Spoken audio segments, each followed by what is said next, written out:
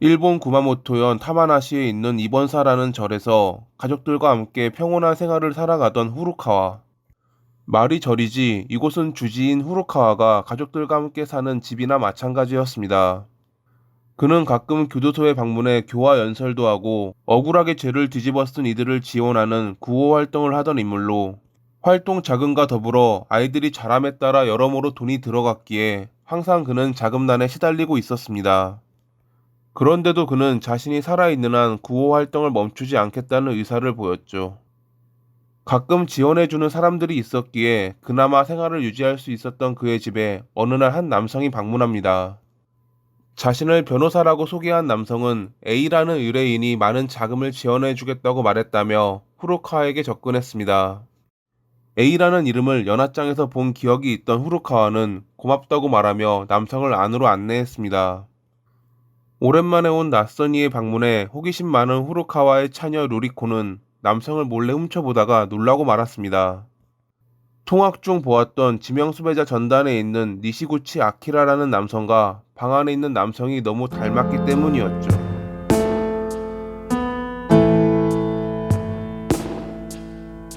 1963년 10월 18일, 일본 후쿠오카현의 한 산길에서 두 남성의 시신이 발견됐습니다. 둘은 담배 전매 공사의 동료 직원으로 그날은 마침 수급날이라 함께 나갔는데 거래처에서 돌아오는 도중 누군가에게 봉변을 당한 것입니다. 그들이 수금해 오던 현금 27만엔, 하나로 약 280만 원을 갖고 도주했던 범인. 목격 증언 등을 통해 경찰은 인근에 살며 사건 발생 뒤 자취를 감춘 니시구치 아키라의 범행이라 단정지으며 그를 전국에 지명수배했죠. 중학교 때 기숙사 생활을 견디지 못해 중퇴하고 집에 틀어박혀 살다가 절도 사기를 반복해 감방을 드나들었던 아키라. 성인이 된 뒤 결혼해 3명의 아이까지 있었지만 가정을 돌보지 않고 일본 여러 지역을 돌아다니며 1963년까지 절도 사기죄로 전과 사범이 됐던 그는 2명을 살해한 죄로 전국에 지명수배가 내려진 막장 인생을 살고 있었습니다. 그저 돈 때문에 살인도 서슴지 않았던 아키라. 그는 범행 다음날 자신이 지명수배된 사실을 알았지만 그럼에도 훔친 돈으로 경정장에 들러 도박을 즐겼다고 합니다. 10월 23일에 그는 경찰서에 다음과 같은 내용의 편지를 보냈습니다. 수배서에 적힌 내용처럼 내가 강도살인의 범인이 맞다. 범행 후 정부와 함께 도망칠 생각이었지만 지난 잘못을 뉘우치고 자살하기로 했다. 경찰에게는 절대로 잡히지 않겠다. 나쁘게 생각하지는 마라. 도쿄에서 니시구치 아키라가. 편지를 받고 이틀 뒤 경찰은 세토마루라는 연락선에서 누군가 투신 자살한 흔적이 있다는 연락을 받게 됩니다. 상의와 신발이 배에 남아 있었고 주머니에선 유서가 발견됐지만 해상보안청은 항로를 중심으로 살펴본 결과 아무것도 발견되지 않았다며 위장 자살이라 단정지었습니다. 그들의 예상처럼 아키라는 당시 하마마스시에서 대학 교수로 위장해 여관에 숙박하고 있었죠. 당시 여관 종업원들은 그가 검은 테에 안경을 쓰고 코트를 껴입은 채 실제로 인근 대학에 전화를 걸어 대학 교수인 척 모두를 속였다고 후에 진술했습니다. 그렇게 11월 18일까지 인근 지역을 돌아다니며 강도질과 더불어 여성 2명을 살해하고 귀금속을 빼앗아 도주했던 아키라. 22일에 일본 경찰청은 그를 중요 지명 피의자로 등록하고 특별수배를 결정했습니다. 일본은 재범 우려가 있는 흉악범들에 한해 중요 지명 피의자로 등록하는데 당시 아키라는 5번째로 등록된 인물이었죠.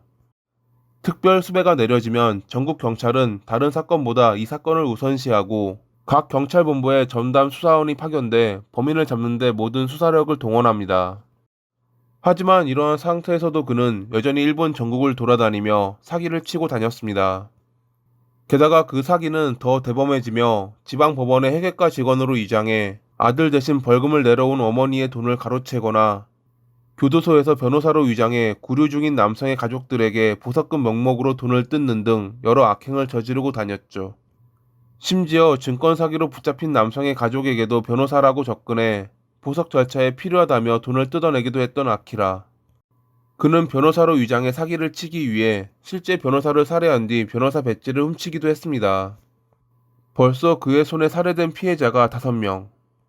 경찰은 전국에 그의 지명수배 전단을 뿌리고 언론을 통해 널리 알렸지만 지금처럼 거리에 감시 카메라가 있던 시대도 아니었기에 그를 잡기란 쉽지 않았습니다.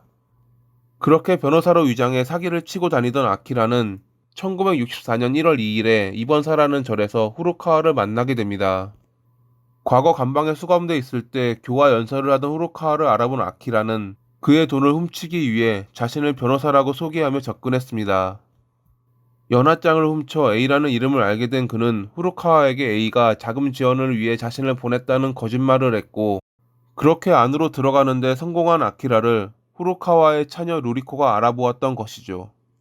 당시 루리코는 같은 반에 있는 동명의 친구 때문에 아키라의 지명수배 전단을 항상 눈여겨보고 있었다고 합니다.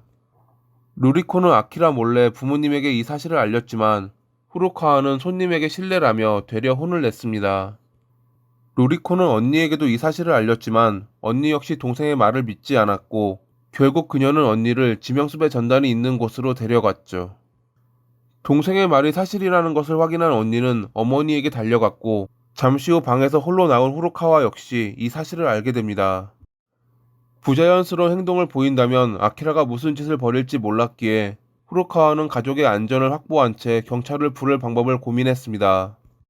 우선 전화가 없었기에 직접 경찰서까지 가야 하는데 애들이 오가며 어수선했던 모습을 보인 이상 섣불리 움직여선 안 됐습니다. 결국 후루카와는 아무것도 모른 척하며 아키라에게 시간이 늦었으니 하루 묵고 다음날 이야기하자는 말을 꺼냈습니다.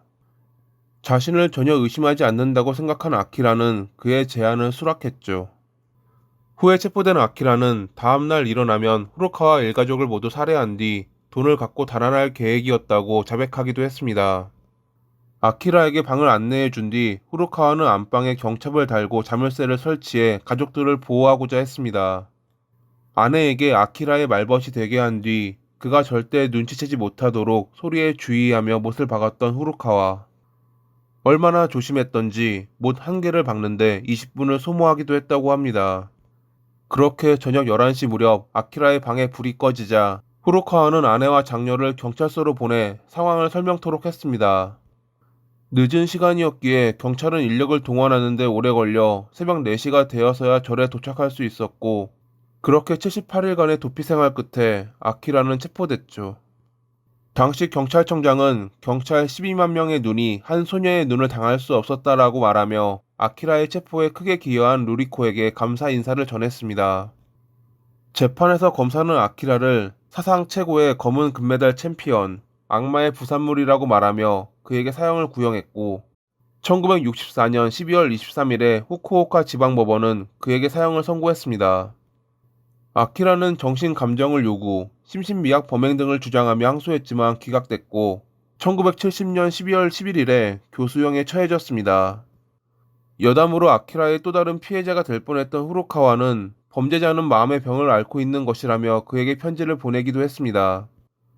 후에 아키라의 이야기는 복수는 나의 것이라는 소설로 각색됐고 이를 바탕으로 만들어진 영화는 인기 배우가 총출동해 각종 상을 휩쓸었다고 합니다. 악마의 부산물이라고 불릴 만큼 흉악한 범죄를 저질렀던 아키라. 원래 있어야 할 자리로 돌아갔을 그가 영원히 그곳을 벗어나지 못하기를 바랍니다. 오늘도 시청해 주셔서 감사합니다.